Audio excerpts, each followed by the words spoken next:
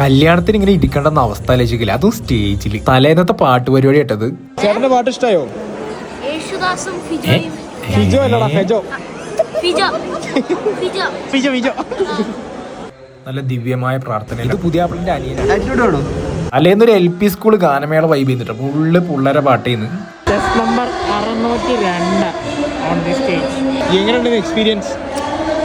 Mic പോരാ, സാരില്ല, നാളെ സെറ്റ് ചെയ്യാം. പിന്നെ ഞാൻ പ്ലാസ്റ്റിക് ഇല്ലാന്ന് പറഞ്ഞ ക്ലാസ്സിൽ വെള്ളം കുടിച്ചിട്ട് ഫുഡ് കഴിച്ചിട്ടാ. നല്ല നാടൻ മലബാർ ബിരിയാണി, അതും പാലക്കാട്. കല്യാണ ദിവസത്തെ പരിപാടിയാണ്.